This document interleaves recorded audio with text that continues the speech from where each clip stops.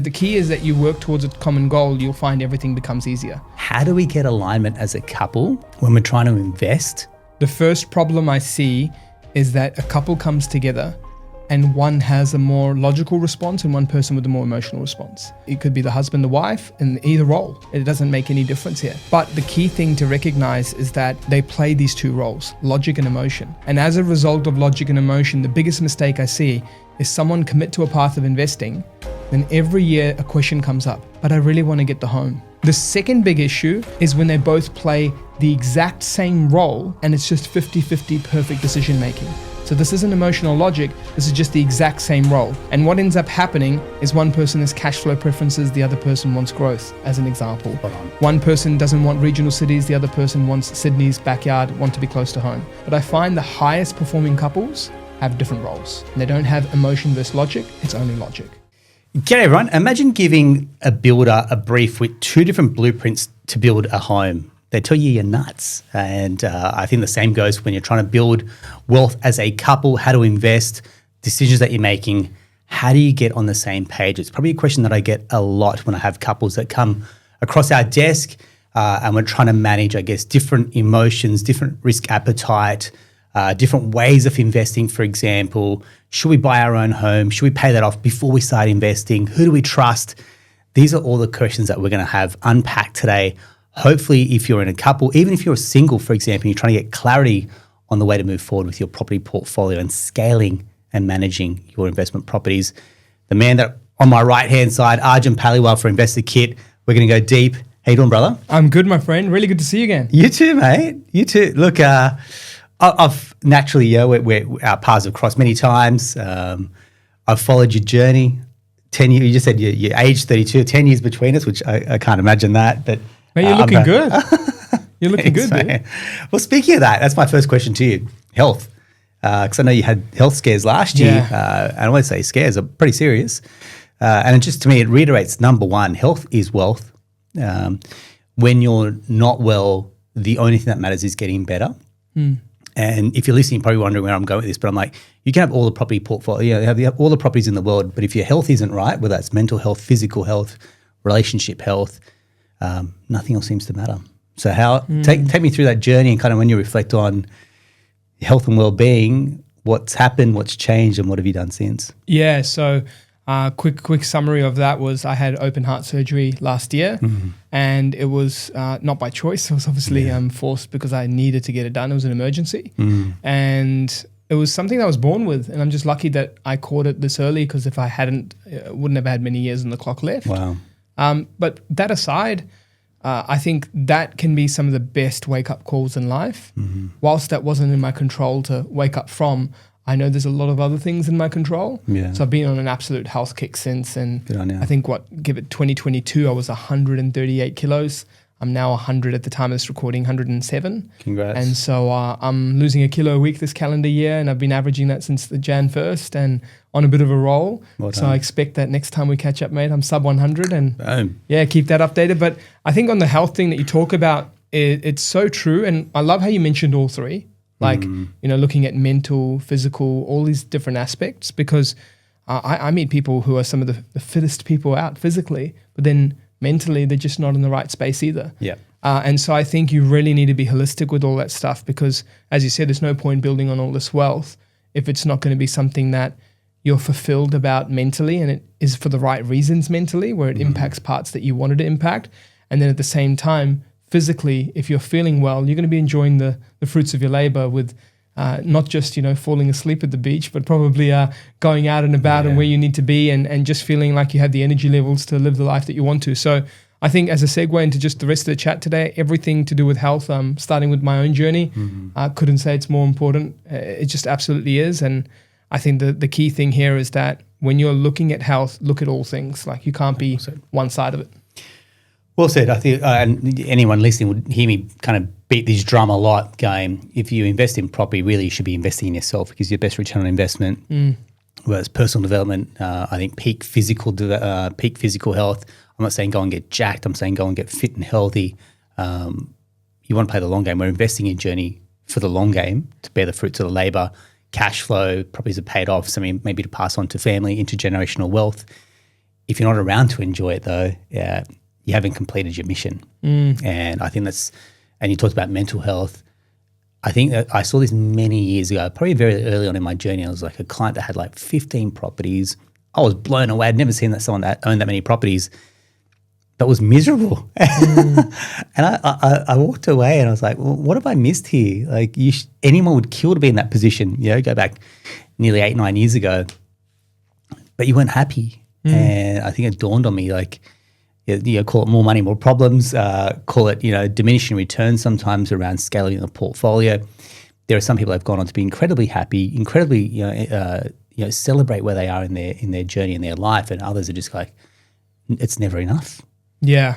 I think like also just when I'm thinking of where the health parts come in most for me and how that impacts in terms of happiness is unfortunately the good part of having that scare that I had, which was pretty crazy. But having that, it made me mentally actually want to give life more of a go, because I since then have traveled more than I've ever traveled in a short time period. I've said yes to the more spontaneous things in life. I've committed to growing my company, helping my team, because I know the impacts of a company. We're at a stage now, it's like when you grow that, you actually impact so many jobs, so many Australians, so many people, and people don't recognize that. They just see the glam of the business of like, the money in, the money out, or how that person's individual life is, but they don't see that, now we've got over 60 people across our group, and it's now in a position where they're taking their life to new heights too. Yeah, awesome. So I just think like what health can do for you if you channel the wrong events into the right way is to show you that there's a lot more to life and you got to give it a proper go. Yeah. And that's where I'm at now. So I think there are blessings to those events, but yeah, look, when you're giving life a proper go and it's for the right reasons and it's across many things, it's probably hard to like not be happy. Yeah. So I think most people that do get some success in parts of life and then don't have a bit of happiness, I often find they don't get much more success than that as well. I find them being limited. But like you said, the 15 property story might be great, but I'm positive when they have a life that's well placed across everything, it would have been even better than what they had. Yeah. Because that type of person makes decisions better, more freely, doesn't have mental baggage, doesn't think about certain things, takes it to newer heights, just because they're just in a better place mentally. Yeah, I love it.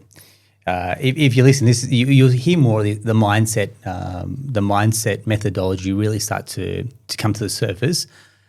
We could talk about hotspots, and we'll cover that off in plenty of episodes. I feel like if that's where you've gone to invest in property and you feel I need a hotspot to get going, I feel like you missed the point. I feel like if you work on yourself, you do the deep work, if you expect more of yourself, you can expect more of others. Yeah. And that's where we want to like lay foundations for people going, get comfortable in your own skin, get comfortable with the strategy that you want, get comfortable with the results that you want, get comfortable with the team that you're bringing on board.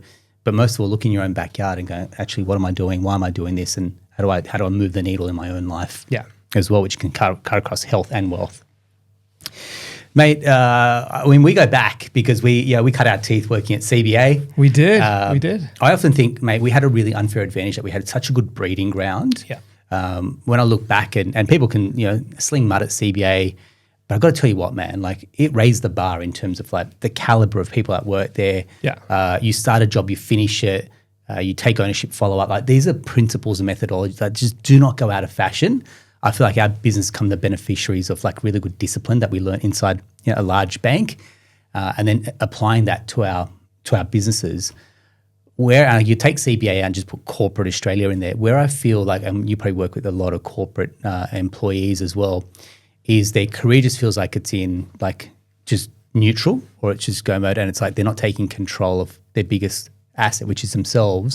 They're the biggest income producing asset, a little bit in cruise control. And, that could have been us. Do you think about if you'd stayed at the bank and, you said now, the team's 60 plus, for example, to put yourself in the driver's seat and now take complete control of where your life and your family's life headed, that crossroads and kind of where it could have may have been? Made some good reflection of where life would have been. Firstly, I definitely think that life wouldn't have happened the way it has that fast. Spot on. I agree on that. Secondly, I also want to give people their credit. I think there's a lot more smarter people than me sitting in that building. or sitting in those buildings at CBA. There's some brilliant minds there, and I was blown away even before leaving, because I definitely, as I left, I wasn't like the smartest person in the room by far. And so I think like there's a lot of untapped potential in those areas that are stuck due to the rankings, the politics, the hierarchies, the systems you have to go through. So I feel like with those 2 points in mind, short answer is no, I wouldn't have been where I am today within that system. But I will, challenge one thing and say, could I have made it as far or gone as far? I still think so, even within those systems, but just not at the same pace. And the reason why I say that is I can remember a starry-eyed 18-year-old Arjun going into a bank branch, and I remember one of my leaders was going around the room and saying, where do you guys all see yourself in the next 5 years? And obviously I was definitely way off with this one, but I said to the whole team, I was like, I want to be CEO of the bank. 18-year-old. Doesn't hurt to dream, man. 23. Yeah. That doesn't, I definitely missed that one. But I think what's to say with that is that the same Arj, the same heart, the same desire, the same ambition was sitting in those buildings. I just needed a platform for me to have more control of that outcome. Yeah. And that's what business has done for me. But I think, if I wind the clock forward, I would have hopefully been in the position that I dreamt of, because I would have put in the same work, even if it was for someone else. I'm one of those people, like even one of the people that I didn't actually quit because I was scheming something and I'd started something and I was part-time working on something. I quit first, and then I thought of what I wanted to do. Yes. I can't cheat any system.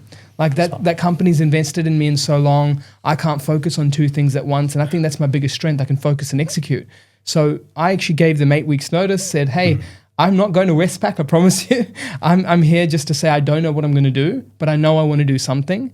And my worst case is I hope you can accept me in a few years if things don't work out and I can come back, right? And so I just want to make sure that I always am focused on whatever I do. So I think that's my thoughts there. But one thing you mentioned earlier is that the benefits of working in those systems as you grow a business, that has been unreal. Yeah. Like building a culture, like that culture over there. Oh, it was performance, but it also rewarded like the human side. 50,000 plus employees. Correct. That's not an easy culture to scale. Make sure performance is at certain levels. Make sure that there's respect in the way we work and how we work, and like goal oriented and all these different things. And I just felt like there are so many things that I look at my company today and go, that was modeled off then, or that's what I learned then. So I feel we do have an advantage both on how we look at numbers, how we look at finance, how we would have seen customers walking through the door and our curiosity kicking in of what to do and what not to do. Yeah. But then also at the same time, our systems are disciplined. And so I think anyone who is for future just going to start a business, there is nothing more valuable than spending some time in large systems, just because you can know what that future looks like of building out a company. Because I know sometimes it can be fun being in smaller companies, and I think that's a great adventure too, because when I look at my learnings in that environment, that's been great too. But when you're in that bigger company, you really see all the systems, the structures, the pros, the cons, and without that, I wouldn't definitely be here with my business. Yeah, mate.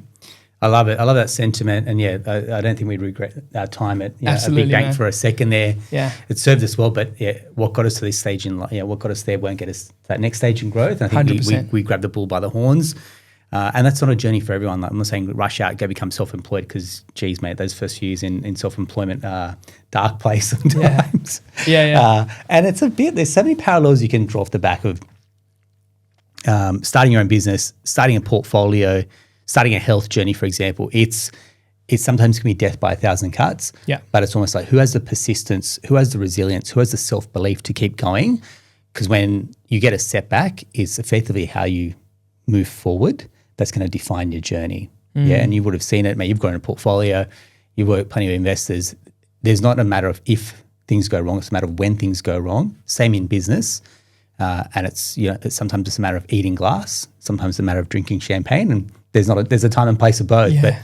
But I look at a lot of corporate clients that we work with, and I'm saying you got to treat your portfolio like a business. You got to treat your family like an organization. Have a vision, have a mission, have some KPIs that you want to execute and pull the trigger on and celebrate when you get there. So I guess for me, when you look at the Paliwals, for example, you look at Investor Kit, and you want people to take a leaf out of that book, what's kind of your 5 cents there? Yeah, I think the first part of looking at it as a business, yes, I do feel that's important. But at the same time, I almost feel like the business also has the smart parts about it, as in when you're trying to build a portfolio, which is, look at the ins and outs and look at all those things. But a business also has routine, and many people don't have routine in their portfolios, like annual checkups with your broker, annual reviews of your valuations, reviewing your finances each year, goal setting each year. Like, how many people do these with that structure in place? Because in businesses, you're doing your taxes quarterly, or you're running your BASs, you're actually managing profit and expenses like weekly you are there. And monthly basis. Yeah, you're looking at your people and culture. You're having one-on-ones. You're having coaching, training. So why not bring the elements of routine into it as well? And I feel like that's been big because my wife and I, we made a move every single year since, I'd say 2015. We're the same. Do you know what I mean? So that means and it wasn't to do with like the best position every year. Like, we weren't in the best place every single year and this perfect like line that goes up. There were steps, there were roller coasters, there were ups and downs, but that didn't stop us from the routine, which is every year we make a move. And so I think that's one of the things in property and business that has similarities too. And let's just say you can't make a move every year. Can you set your moves up every year? Nice. And that's where I think in routine is a big part to bring to a portfolio, which people actually don't bring as often.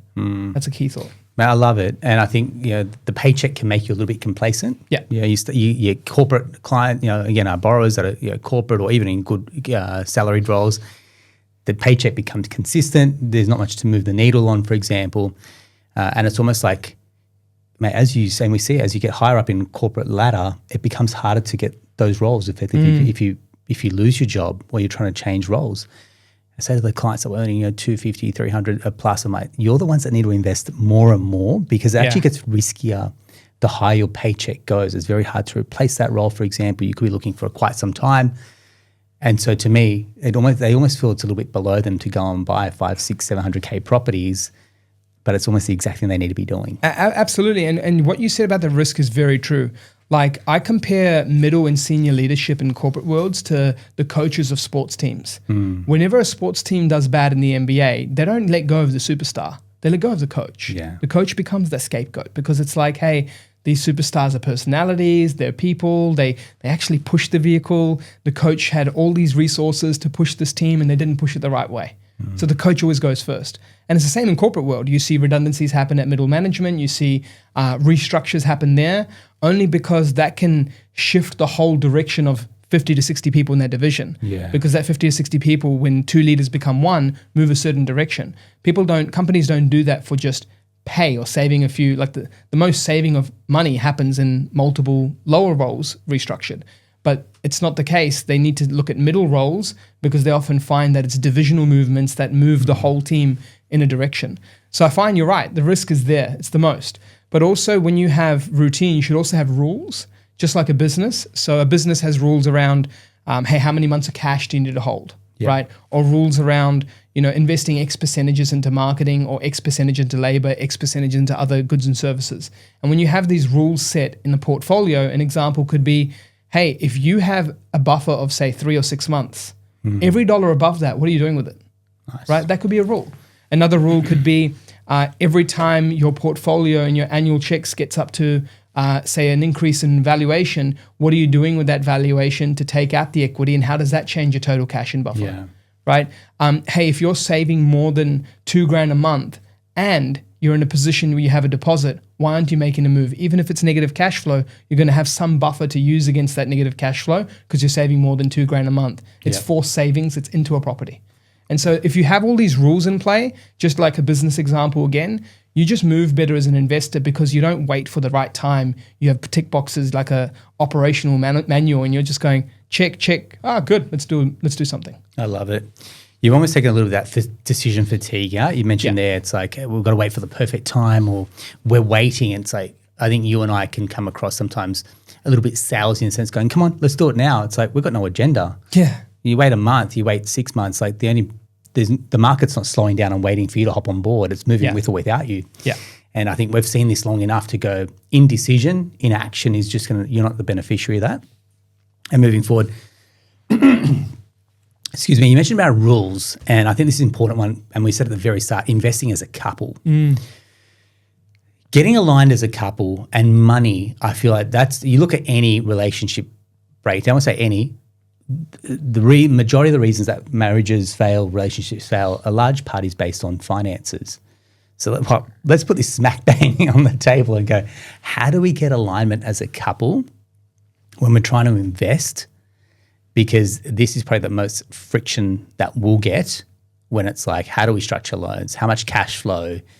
Who do we trust on the team as well? I'm going to lay it on you with quite a few questions there. And it's obviously a journey that you've been on, really, as a couple as well. I've been there with Bernadette. We've been open about that too. How does someone have this conversation as a couple without it turning into an argument or, fine, we'll just drop it and we're not going to have this chat anymore? Yeah, it's the biggest thing I see. And I want to start off by sharing firstly the problems that I see. Because if that's super clear, then you know what not to do. The first problem I see is that a couple comes together and one has a more logical response and one person with a more emotional response. And it could be either part. It could be the husband, the wife, in either role. It doesn't make any difference here. But the key thing to recognize is that they play these two roles, logic and emotion. And as a result of logic and emotion, the biggest mistake I see is someone commit to a path of investing, then every year a question comes up, but I really want to get the home. Oh, man. And then they go, can we do that? You go through various scenarios of borrowing capacity, multiple banks, you go through different solutions, different purchase prices, and then you realize that, champagne taste be a budget. And all of a sudden you go back to the drawing board and then the logic has come back into the mix and gone, shall we invest again? The emotion rests and goes, yes. Now during this whole time, it's not 3 months, 6, 12, 18 months can go into this thinking. And even the fact that it's questioned means your path is already deviated. And so the key here is that's the first one. Emotion and logic balances is a killer, because we see people where I've seen couples on the same page without this, and in 3 years, they bought 3 properties. But then similar financial position, same friend circle, same earning. And because, in the corporate world, the benefit is they all talk to each other, they refer each other, they come through. Yeah. We're talking executive at CBA. We're talking similar tenure, similar age, husband on a similar package, wife in these executive roles. We're talking savings per month, literally close to the same, $500 apart. But then the other person does 3 properties in 6 years, all because of these emotional breaks. Just because they need that time to reset, review, discuss, think, back and forth, we'll come back to you. Evaluation. So that's the first big mistake. Emotional, logical, all coming together and they go in all these different directions, decision breaks. The second big issue is when they both play the exact same role and it's just 50-50 perfect decision making. So this isn't emotional logic, this is just the exact same role. And what ends up happening is one person has cash flow preferences, the other person wants growth, as an example. Spot on. One person doesn't want regional cities, the other person wants Sydney's backyard, want to be close to home. One person is a decision coming in with family drivers of, they said these areas are good, don't do this. And then this person said this.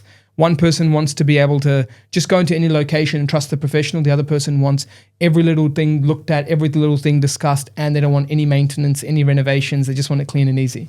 And so now we're just talking equal roles, but just 50-50 decision making. You'd think with 50-50 money or incomes, that's the right logical way to go. But I find the highest performing couples have different roles. And they don't have emotion versus logic, it's only logic.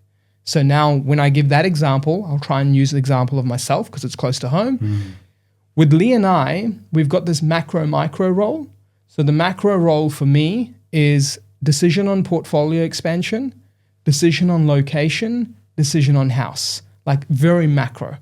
On the micro, Lee comes in and goes, anything you need for paperwork to get finance together, anything we need for money movements, anything we need for loan document signing when we're ready to go, anything we need for insurance take-up, structuring there, anything you need for deposit payments, and then anything you need for pest and building report review and thoughts on a couple of things. Like everything is that's her role there. And she loves it. She does it really well and she supports me. And then I support her with this. And as a result, you're both on the same journey. You're attacking it both with logic, but you've got roles. And again, we're now bringing it back to a business. I've got my role, she's got hers, and we both complement each other well. And so as a result, I don't have a decision to discuss. I don't have the location to discuss decisions at this level, and she doesn't have decisions here at this level. I just trust her. She tells me, sign here, done. Like there's nothing else. Like I'm not going to go, did you want to fix this or did you want to discuss this? Because then I'm jumping in her world, which she owns. Or no, have you tried that insurance place? No, if she said it, we're doing it. And so I think that's the most success. And when other customers that I've worked with have mimicked that, but in their own ways, sometimes it's the wife really running this top part and they're running location, strategy, research, everything well. And then the husband becomes I'll sort the loans out, I'll sort this out. Either or, you can go in any direction. But the main thing is that macro, micro was our set. We owned roles, and it can be different roles, but just owning your own role, trusting and making sure that there is no emotion versus logic. It's just logic because we're just having a business here, right? So yeah. Yeah, I can hear people thinking when they've just heard this, and if you listen, your mind will be racing, right, when they hear this, because you've nailed it, but almost you've struck a nerve at the same time. And I'll tell you why. Two dudes having a chat, and generally a lot of the emotion and the safety will come from a feminine mind. I hope this isn't offensive. That's not my intention at all. I feel like I've done a lot of work around the psychology. A feminine mind wants stability, security. Men are generally more risk-taking. Again, I'm sorry if this comes across, what's the word, a little bit sexist, but I mean, we've had enough years under our belt. We've worked with enough people to go, hey, we can see a yin and yang in a relationship. What you've mentioned there is exactly how Bernie and I work, which roles we assume. I think maybe it's also having the benefit of working together in a business. Yeah. There's the front end, there's the back end, for example, when it comes to running a business. And I think we probably play fairly similar roles. Yeah. So instead of being two dudes, going, hey, look, you do this and I do this, for example, how does a couple get to the point we can have a very clear conversation as a couple? Is it, hey, let's just put all our fears on the table. Let's just put all our risks on the table. I've got a no pay, no say attitude. So if someone's not paying my mortgage or someone's not paying my BA, you don't get a say in what's happening. Same goes to like if you have a wedding, plenty of opinions. If you're not paying for it, I'm sorry, mate. No pay, no say. And if that helps kind of shut out the noise for family, for friends who genuinely mean well, and they mean well because they want to see you not make bad decisions, that's a place of love. That's cool. But also if you're the one paying, then you are in the driver's seat to make those decisions and you live and die by those decisions as well. So just go back to my question. It sounds great to have that in theory, but in practice, how does two couples come together busy? Well, work demands, we've got family demands. How do we have this open and honest conversation ultimately, again, without it leading to conflict in a relationship? Yeah, what I want to say there is that what we discussed before, that's the outcome, right? And Correct. So if we're That's going exactly back a few steps, I firstly look at what Lee and I have done, and what we've done is we've had goal setting each year, because if we're together on the goals that we want to have, the things that we want to achieve, our big why, our dreams, over the long term and short term, firstly, there's this mutual approach to go, would you like that? Yeah. Would I like that? Yeah. Okay, so we agree we both like this and we want to get to here. Yeah, agreed. Okay, well, when you have that type of conversation, you're now building a team because you're both committed to the same goal, right? And again, I'll bring the sports analogy up. It's like two team members like shaking hands and going, we're going to try and win a championship this year. Like you're ready, you're committed, that's your end goal. Now you've gotten that goal piece. That's a good segue to roles. Like, and with roles, it's not about jumping in and what I will do and what I should do, what should sit with me. Now, this is a very aggressive way to take a conversation.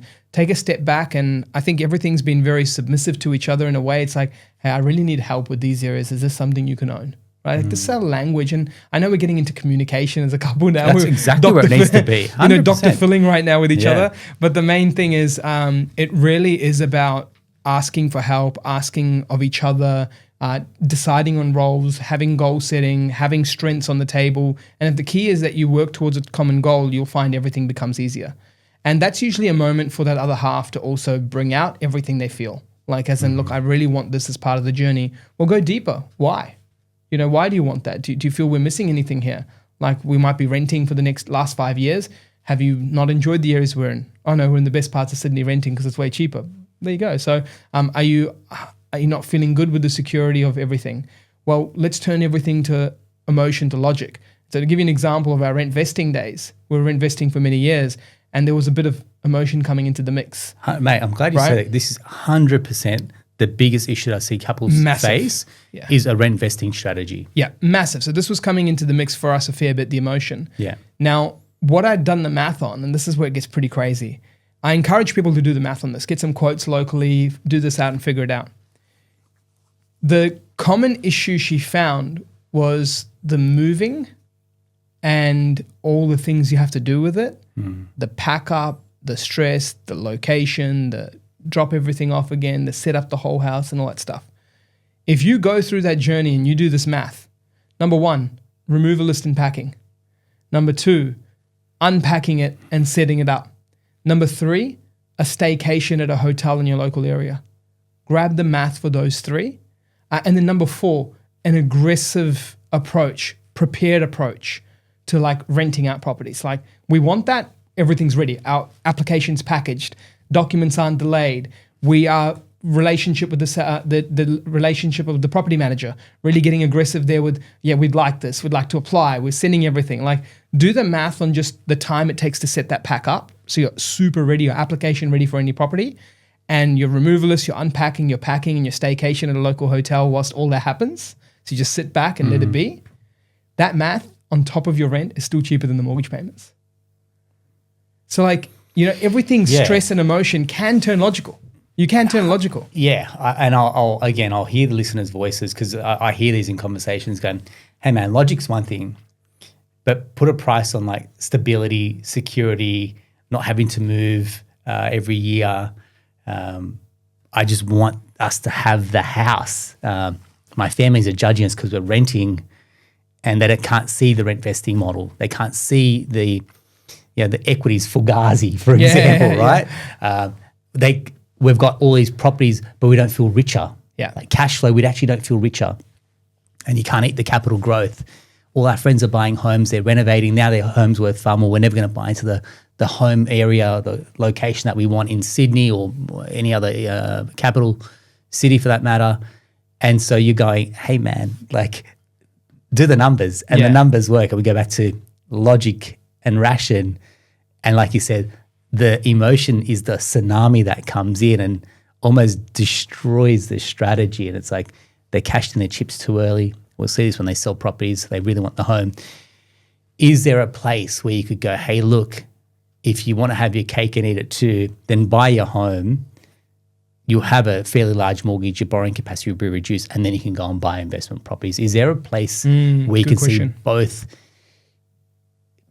both parties kind of get what they want? Because it feels very win-lose. Yeah. We're going to rent. That means you don't get your stability and security, but we're going to have your investment properties and you be happy, but I'm unhappy that we're renting. Whereas, again, maybe it goes right upstream to goal setting. And quite frankly, there's very few people that actually set clear, tangible, smart goals. Yeah. You and I see this. I mean, we'll probably ask in interviews, hey, tell me something about yourself and tell me your goals. And the blank look on people's faces, I just hear going, I can't work with this. It's just wild. I can't coach this. So it's like it falls on deaf ears. And look, the same thing could be happening to people. And the fact that you're listening probably puts in the upper echelon of people that are investing in themselves and their education. But I'll just come back to you going, how does this conversation happen where it's not win-lose? Yeah, so firstly, there are scenarios where you can have that, right? And then the whole cake scenario there. So I'm going to point out 2 scenarios. The first scenario is the one I'm in right now.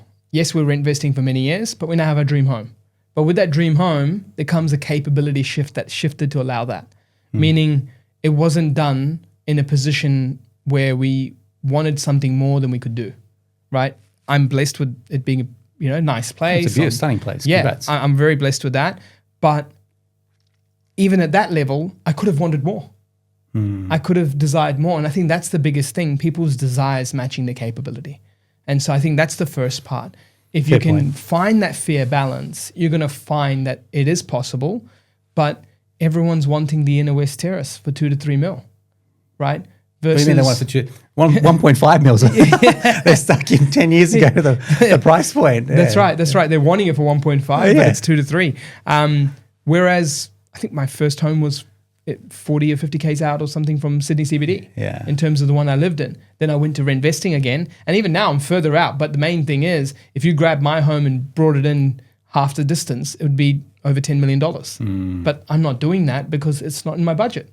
So the key thing is that if it's not something you can capably do, don't do it. And I know it's easy said, but that's the first issue. If it is in your capability, it's not the end of the world, which goes to my second part.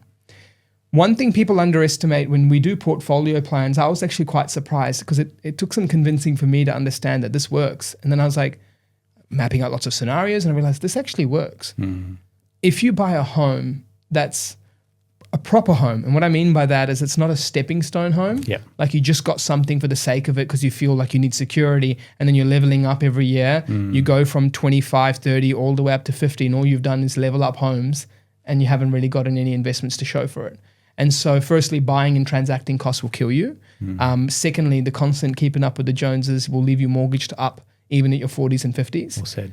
But if you can wait until you get to a home where you go, I could live there for 10 years and I wouldn't complain. I could live there for 10 years and I feel like this would be good. Then what happens is that if you've gotten something, people underestimate the math on this. CGT exemption, a downsize of a large compounding value asset, and then when you downsize, having tax-free money clearing debts on other assets or offset debts on other assets, and suddenly your income streams come up.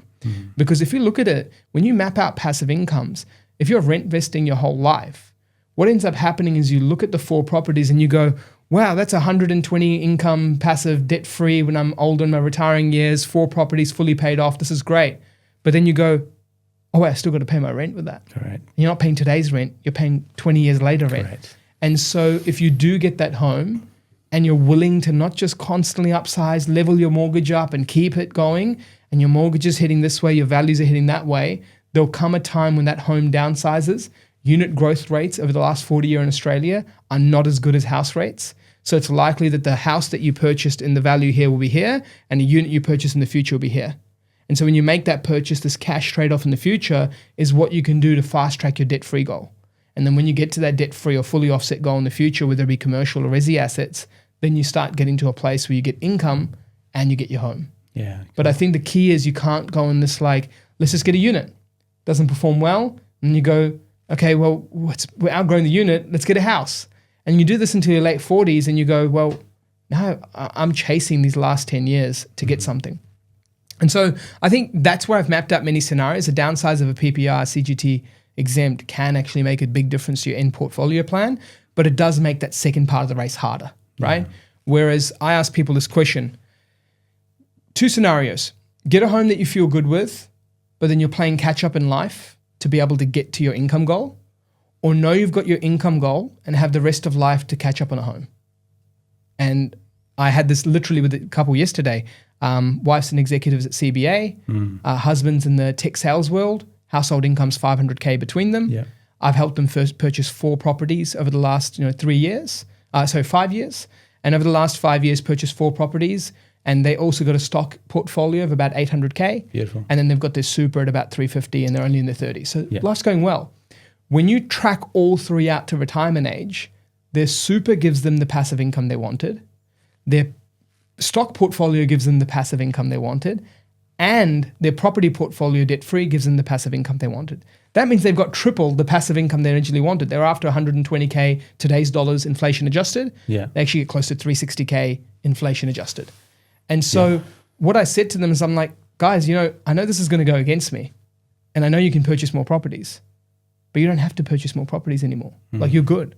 Like if you have a goal where you don't see yourself like trying to pull the plug off work earlier because you're passionate about it and you know that that's the end goal, you just want to be okay, you've got triple of what you're okay in. And so if you just sit tight and you want to focus on your home the rest of life and it takes you 3, 5, 7, 10 years, whatever it takes to actually get there, it's not like you're living in the slums until you get there. You're renting a great property in the inner west or you're renting a great property near the city. You can change your location. You can enjoy an extra holiday because you've built that wealth knowing you're going to be okay. And so I think when I ask couples that question of the 2, they almost always go, yeah, I'd rather be okay first and then I'd play catch up on a home, because if they're playing catch up on their home in their 30s, they've got multiple decades to make this home work eventually. Borrowing capacity to come back, incomes to grow, different tastes of a location so they find the right budget to the right area, interest rates changing. Any of these things will get them in a position, but they're set. So I've always been a believer of even my home now, I only did it because I know I'm set for life. So if I'm getting a home, hey, cool. We splashed out, we had some fun. It's for our family, a lot of emotion. I've got 14 people to look after. They're all there in this family, extended family too. So I think the main thing there is couples think about that first. Do you want to get the home and play catch up with your income? Or do you want to get the future income, secure it, and then come back to the home and go, it's not to say it's goodbye, it's just to say we'll try and figure it out later. Yeah, nicely done. Nicely said, mate. Thank you very much. Mate, there's so much in there. I think if we can break that down very I don't want to be oversimplistic about it because there's so many layers to that as well. But it's clarity. It's clarity around what you want in life. It's run your own race, and there'll be plenty of distraction. Because here's the thing, mate. You and I, with our own homes, you're always scratching the itch, going, "We could do this, and we could do this." And it's like pulling a piece of string, mate. It will never end. And these are very big, dollar decisions that we start to then make and play around. But I think, and you have the home, and it's like, I don't know how you go, mate, but there's always this, we're doing better, so we should upgrade the cars or we should upgrade our lifestyle. It's like that, to peg that back takes real discipline. And I know for me, I'm always on car sales. I'm like, I could upgrade it here. It's like, hey man, you got to just remind yourself going, no, that will come in time. And call it delayed gratification. That gets thrown around a fair bit. But there is a sense to it going, just because you can sometimes doesn't mean you should, doesn't mean you can take that mortgage on, because it's a if-then type model. If you do this, then it leads to that. If you keep buying the investment properties, it leads to that, for example, and you might kick yourself in 10 years' time going, we had the opportunity, why didn't we take it? And I guess that leads me to this next point around, DIY versus done for you, which is what you do. So I don't want to become like some self-serving advice that it's like, hey, use us because, that's naturally an agenda. But when I do my research, and I saw this came up like late last year. This was in the AFR, the top 10 suburbs for property investors to target, and you were featured in this, literally talking about all the suburbs that you've kind of pegged and flagged for growth in 2025. Like I said, Arjun, you're giving this away, so it's not about hotspots anymore. But people then going, hey, Arjun, you're giving away all your secrets. And you're going, no, I'm not, because there's what we do that comes under the hood that a DIY investor just will not or could not compete with us. One, because of clout, but two, because of like aptitude and the approach. So what separates, I guess, someone that picks up this article and looks at those areas versus what you guys are doing on a tactical basis? Yeah, so I think that's what you're sharing there is really, really important, that people recognize that, firstly, you can use that information and go make a DIY decision. It's been long possible, and there's nothing wrong with that. But the differences are massive, right? And as a result, this is why I'm so open to sharing it, because I know those differences. Yeah. And what we firstly find is that we're in an information world right now. So information's everywhere. And even if I didn't have this there, AI searches, Google searches, something would have popped up. You would have if it wasn't you in this BA, it'd be someone else. There's another BA quoted in here anyway. Yeah, so there you go. Don't worry about it. I think the key thing here is that information exists everywhere, but execution's a whole different game. Yeah. Right? Now, when it comes to execution, people forget that people grab hotspot, then go to it and try and buy. And it's a very simplistic view. It's like learn location, buy location. Whereas with us, it's like, hey, here's a portfolio that you're trying to build. Let's think of the end and reverse engineer. That's the first. Because then now in this area that might be good, well, do I already have assets in that state for diversity? Should you buy there then? Do I know the pros and cons of this area? So there's an expectations, because for some people, they might go and buy in an area, be shocked by an insurance quote and be off investing. Some people might go and buy in an area, see a good year, see a bad year, and then never want to touch it again. So there's this mental resilience that happens when you know what you're going into and know what you're not going into. So firstly, that's that portfolio piece. The second is areas and suburbs. I can see so many mistakes in the middle. I've seen people go and use another professional, buy in a similar area, but absolutely make a big mistake. So I've seen like, okay, our information's out there. Other professionals can also use it. And then they go in there and they buy a house on a main road. And so they think they got a deal, but then they're like, yeah, you actually bought it, but it's on a main road and it's going to be longer to sell, longer to rent. And if you ever try and exit a portfolio, which unfortunately none of the property professions right now are able to talk about that, because we're only a few years in. Anytime you now move the clock 20 years forward, you're going to realize when people try to exit certain properties, try and clear debts, turn into commercial or turn into cash flow assets, other stocks or anything like that, You're going to see where people's due diligence came in and didn't come in. And I think that's the next part, asset level due diligence. But then the third part is at our scale at the moment, we're averaging about 70% of properties that aren't on the market. Okay. And so it means that we're like a filter almost. Things go to market, and in connections that we don't have, then yeah, we go for them on market. But if they've come through connections we have, it means that it's just what we said no to. Cool. So Right. for the uninitiated, I just want to stop you there because again, we'll get this question all the time. Mate, off markets, how are they actually doing it? You know, how does an off market deal hit your table? Is it because you've gone to these real estate agents in this area saying, give us the first bite at the cherry because I don't know, we can guarantee a buyer or we can guarantee a quantity. How does that discussion happen that is genuinely then off market? Because this is a question that I'll get time and time again. Yeah. So firstly, I want to say off-market deals aren't necessarily better, but it's the channel of choice, meaning like I get to choose when you're a client of ours to go, do I want this or not? Right? Versus I'm fighting for this and this is all I have choice of and I don't have a decision to make of other options, right? Okay. So that's the first part because I've even bought, I think half of my portfolio is on market. So it doesn't mean that every single property, like if it was every single property in my portfolio off market, then I'm telling you on market, it's a great different story, right? Yeah. But it's half and half because I always choose the best asset. But then when it comes to how it works, it's this. There are agents like that just want to get deals done and that deals at volume. And when they're selling those properties and they're looking at deals at volume, for them that speed, reliability, and consistency is more important. And when we've got a client base, we've got that, ability to buy in an area because we like the research there and we like what's happening there, then what's going to happen is they're going to have a choice to make. I can go to the channels, go through my open homes, go through everything like I need to, go through all the steps, and then not be sure about the buyer I present, and that's my reputation on the line. Or I have buyers here with the right reputation. I've also saved my clients some marketing money. I feel like I can give them speed, and I feel like I can give them a result before someone else can. And not every vendor wants that experience, but some vendors value that. And so I think from that perspective, there is that consistency, reliability, speed, all these channels come into the mix. And so when you do that then time and time again, like people forget a relationship can be formed. But a DIY investor, it's not that they can't get off markets. They may try the same attempts. They may try and get it themselves and they could get a couple, but you'll only ever buy one. And so as a result, the likeliness of that agent giving you that or sharing that with you, they may not see that same relationship value as say someone like us.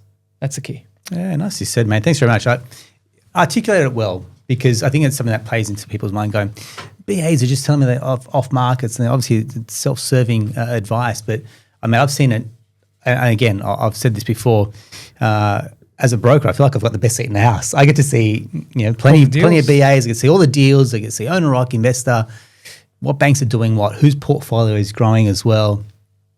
And I genuinely can say this is why I bring BAs in. It's why we recommend, predominantly all our investors to use and engage a BA. Yes, for the tactical part. Yes, for the data part. But I think the most important part is skin in the game. You're dropping however many dollars on a BA. There's now incentive for everyone to act and move. And you're going to make a decision. They're going to help you get out of the way with, getting in your own head going, is this the right property? Is this not?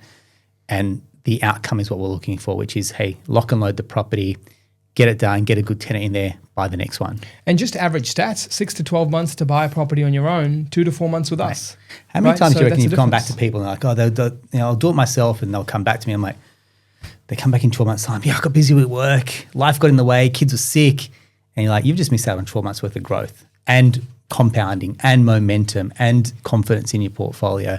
Look, I really hope that today's chat has cemented quite a few maybe kinks in your journey. I'm talking about investing in a couple. I'm talking about, the BA side.